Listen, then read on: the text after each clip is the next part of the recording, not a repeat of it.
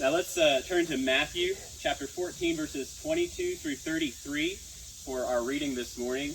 This happens right after the feeding of the 5,000 we heard about last week.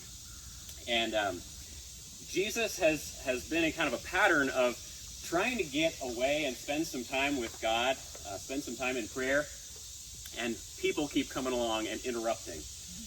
And this happens again now in our reading. It's a little bit different now as he sent his disciples away, but he finds that they are in need of him. Now let us hear from Matthew 14, starting at verse 22. Immediately he made the disciples get into the boat and go on ahead to the other side while he dismissed the crowds. And after he dismissed the crowds, he went up to the mountain by himself to pray. When evening came, he was there alone, but by this time the boat, battered by the waves, was far from the land, for the wind was against them. And early in the morning he came walking toward them on the sea. But when the disciples saw him walking on the sea, they were terrified, saying, "It is a ghost." And they cried out in fear. But immediately Jesus spoke to them and said, "Take heart, it is I. Do not be afraid." Peter answered him, "Lord, if it is you, command me to come out on the water." And Jesus said, "Come." So Peter got out of the boat, started walking on the water, and came toward Jesus. But when he noticed the strong wind, he became frightened, and beginning to sink, he cried out, "Lord, save me." Jesus immediately reached out his hand and caught him, saying to him, "You of little faith, why did you doubt?" When they got into the boat, the wind ceased, and those in the boat worshipped him, saying, "Truly, you are the Son of God." Friends, this is the word of the Lord. Thanks be to God. So one of Shonda's and my favorite memories from our honeymoon in Hawaii almost 7 years ago now was the night that we took a romantic sunset dinner cruise. And I say that with great irony because none of those 4 words applied to what happened on that boat. Here's what really happened. Okay, we got out to the boat in the afternoon. It was a nice day. The boat was, maybe 50-foot yacht. And as we're waiting to board, I realized I'm a little bit overdressed. I had come looking, something like this. I wanted to impress my new bride and everything. But everybody else was there in shorts and swimsuits. And I looked around and I thought, well, maybe I better change into my backup outfit that I brought with me. So I went ahead and did that. And that was the first and last good decision of the day. So we got onto the boat, and the crew goes through the orientation and safety speech and all that, and they mention these aloha buckets that they have just in case anybody has a little bit of an upset tummy while they're out on the water. And I thought, okay, that's cute. But Shonda really gets bad motion sickness. She gets car sick and plane sick and all that real easily. Maybe this wasn't such a great plan. I don't know if she's going to have a good time.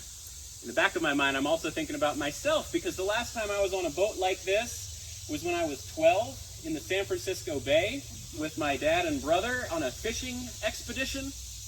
There was a lot of Dramamine involved in that trip. There was not a lot of fish catching. Well, back in Hawaii, as we set out on this boat, the sun is shining, the dolphins are playing off the bow, the boat is moving gently along, all is well, we're doing fine. Shonda's feeling good, I'm feeling good. A couple of people with maybe weaker stomachs than us are not feeling so good, but we're doing okay. So then after about an hour or so, some raindrops start sprinkling. And then a few more start sprinkling. And then before you know it, it is a full-on downpour, like we had at the beginning of this week. I mean, it was a flood, torrential flood from out of nowhere, and it's just drenching all of us. The waves are getting wild. The sea is hostile. The sky is dark. Everybody is scrambling to find a place of cover on this boat, and there isn't a lot of cover on this boat. And the people who got sick first are already there, and they're not giving it up. So everybody is struggling. One woman at this point disappears into the bathroom, was never seen again. I don't know what happened in there. I don't want to know. But I'm sitting there with Shonda surrounded by all these seasick folks and trying not to lose my own lunch. And the captain is talking some nonsense about how we're just going to push on through this squall and we'll find some calm waters up ahead. And I'm thinking, dude, let's just go home. Turn the boat around, take it back to the dock. Did I mention this sunset dinner cruise has 4 hours to go? Now, it was right about this time that I looked out onto the storm, onto the waves, and I saw Jesus out there calling me. No, nothing like that happened to me. But I'll tell you what, if it had, I would not have been as eager as Peter to get out of the boat. I mean, seriously, what is Peter thinking right now? The disciples have been sent on across the Sea of Galilee ahead of Jesus, and they find themselves in the midst of this terrible, raging storm. And as they're bailing water, as they're desperately trying to keep their boat afloat, they look out and they see something out there on the waves. They can't even tell what it is. It appears like a ghost to them.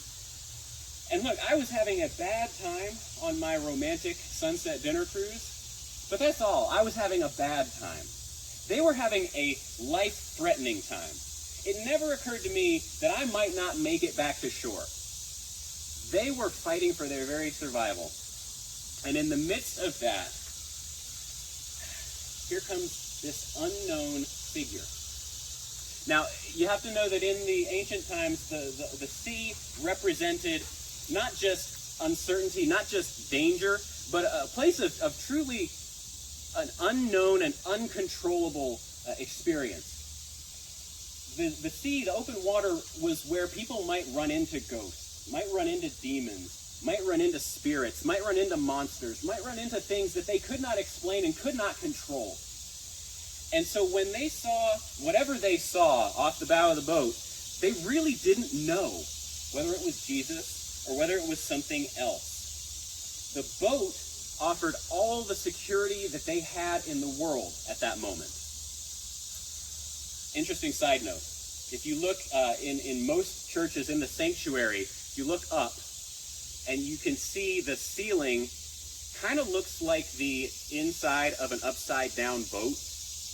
That's on purpose. That's not by accident, because the boat was one of the earliest metaphors for the church. The boat was an image that the church used to describe its role in the Christian life, especially in the persecuted empire.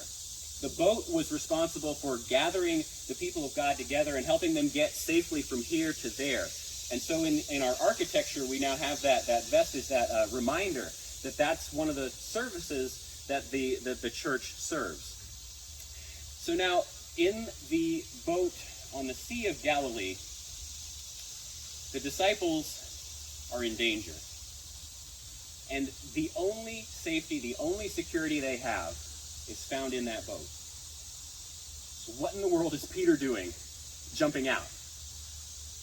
What's he thinking? Well, it's kind of weird, but when he looks out and he sees that figure standing on the waves, he says, "Lord, if it's really you, command me to come out to you on the water." Now, why would he say that?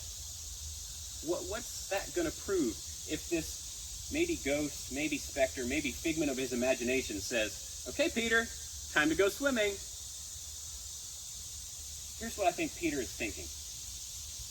He has spent a lot of time with Jesus. He has heard Jesus talking about what it means to follow him. He's heard Jesus saying how foxes have dens and birds have nests, but the Son of Man has nowhere to lay his head. He's heard Jesus talking about how it means taking up your cross and following him if you're going to be one of Jesus' disciples. He's heard Jesus talking about how the world has no safe place for his disciples. And I think he's taken this to heart. I think he's gotten this sense that to follow Jesus is not an exercise in comfort. It's not an exercise in going where you think you're going to be okay. It's an exercise in going beyond your comfort zone. It's an exercise in taking risks. And he has understood that when Jesus speaks, Jesus is going to challenge him. Jesus is going to ask him to do things that he maybe isn't sure he himself can do. I think Peter has gotten the message that to follow Jesus means to put yourself in danger sometimes, to take risks and to face those things that every human impulse we have says you ought to avoid. You know what? Ghosts don't do that. Ghosts don't challenge us, do they? Ghosts scare us. The purpose of a ghost is to get us to turn back and to retreat, to go back where we feel safe. A figment of our imagination doesn't challenge us to move beyond our comfort zone. Only Jesus, the genuine article, will do that. You know, some masters might try to keep us complacent by telling us they will give us health and wealth and prosperity. They might try to gain our allegiance by telling us everything that we want to hear. God doesn't do that. God promises nothing of the sort. God only promises that in the midst of the trials and the storms and the dangers of our lives, he'll be there. He'll be with us. That is precisely where Jesus is going to be found, because that's where Jesus wants to go. Jesus wants to go to the hard places and to do the healing, to do the preaching, to do the saving that needs to be done. And he's going to ask his faithful to go with him. Peter gets that, I think. And so that's why he asks for Jesus to give him such a command. Peter knows that that's exactly the kind of thing that Jesus and Jesus alone would ask him to do. He's saying, Lord, if that's really you, command me to do something I can't do on my own. Because then I'll know that it's you. It's all about trust, isn't it? It's about trust that Jesus is always going to equip us to go where he sends us. Jesus is always going to give us the ability to do what he asks us to do. Now, the water is a scary, dangerous place, yes, but it has nothing on Jesus. He is in control. He is the one who names the stars, the one who with God in creation sets the bounds on the sea. When Jesus approaches the boat, he says, "Fear not, it is me. It is me." And in Greek, that's ego eimi, which is actually a redundant phrase, literally, I am me. Don't be afraid, I am me. Interesting note, if you do read Greek, if you know the Septuagint, the Greek translation of the Old Testament Hebrew scriptures, the Septuagint translators used that phrase to translate the divine name for God that Moses received at the burning bush. When God said, I am that I am, the Septuagint says, ego eimi. Jesus says, ego eimi. That's not an accident. That's not by mistake. That is making it abundantly clear that Jesus speaks and acts and moves with the authority of God. Jesus is not threatened by the wind and the waves of this world. And anyone who truly knows him knows that we are safe with him. That's enough to get Peter started. Now, we all know sometimes when we do get started on something, we don't always finish. We might get started, and we might get started well, but we don't necessarily finish well because we get distracted.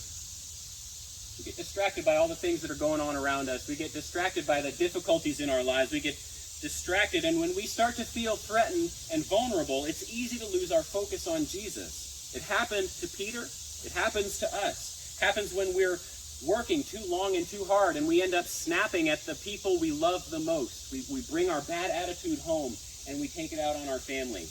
It happens when we get obsessed with our bank account balance, and we become unwilling to serve the needy with our material blessings. We get worried that what we have is not enough for us, and so we can't afford to share with anyone else. It happens when we imagine that the world is filled with others, with people who are not like us, with people who are against us, people who are out to get us, and the only thing that we can do is go out and get them first. Fear not, Jesus says to you. Fear not. Eyes on me. Look up. Pay attention. If you keep your eyes on me, you can do it. There's no doubt that Jesus is calling on us to recognize him alone as the source of our courage, and that when we do, we'll be able to accomplish the impossible just like he does, just like Peter does. And Peter, God love him, he is never afraid to try, is he? Peter is always the one who is maybe overeager, maybe too excited, but Peter, among all the other disciples, has the courage to leave the boat here because he trusts Jesus. He trusts that what Jesus tells him to do, he can do. And when we trust Jesus like that, we too will have courage like that. We will have courage to speak up about our faith in the hostile places where people may not want to hear it. We will have courage to stand up for the unpopular people and causes in our world. The ones where we might not be on the right side, we might not be with the majority, but we need to stand with God. We'll have courage to live like we can walk on water, even if we can't, because we know it's going to be okay. We are with the one who can. So even though Peter gets out of the boat and he begins to sink, he seems like he's bitten off more than he can chew yet again. He seems like he's failing. I don't think that's what's actually happening. I don't think that Jesus is really rebuking him for his attempt. When I read that in the scripture, Jesus says, "O ye of little faith, why did you doubt?" And I tried to read that as flat and as blank as I could with no inflection, because, there could be different ways that Jesus said that. Do you hear him saying, Peter, come on. Peter, why did you doubt? You of little faith. Peter, you know better. Peter, come on. Or is he saying, Peter, you of little faith, why did you doubt, buddy? You were doing it. You were doing it. You were on the waves. You were walking on the water. You were that close, man. Why did you doubt? I think it's more the latter. I think it's Jesus encouraging a disciple who knows that he trusts in his master. And he just got a little distracted. Happens to all of us. I hear Jesus not rebuking Peter, but saying with an encouraging note, Peter, why did you doubt? You were doing so well. Why don't you have a little more faith in yourself like I do in you? To me, that's the hidden miracle in this story. Jesus walks on the water. Okay, yeah, he's the Son of God. He is deity incarnate. He can do the impossible. We know that. Peter walks on the water? What? Peter, fallible, human, Peter, weak, failure, Peter, when he keeps his eyes on Jesus, can do the impossible too. When Peter follows the commands of his Lord, he can do the impossible. That's what Christ wants his followers to truly understand. We are capable of so much more. Jesus sees the potential in us. Sometimes we don't yet see it in ourselves, and we fail before we even try. But Jesus knows what we can do through his power and through his faith. Peter's real success that goes beyond any of his failures is that he recognizes that Jesus will call him to do the impossible, to take risks, to put himself in danger, and he's willing to do that. He's willing even to ask Jesus to do that in his life. And when he hears the call, he jumps out of the boat with no hesitation. That's what separates Peter from the rest of the disciples in this story.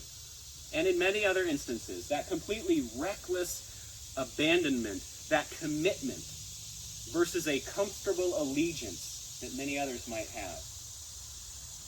Peter is all in. Peter doesn't want to wait, doesn't want to sit back and let Jesus do the heavy lifting. He wants to go wherever his master is. He wants to do whatever he sees his master doing. And he will abandon all the safety he has in his little boat just to try to be with Jesus. That's the attitude of a disciple. That's the attitude of a Christ follower. May we recognize Jesus' call in our own lives so that we may do the same. In the name of the Father, the Son, and the Holy Spirit. Amen.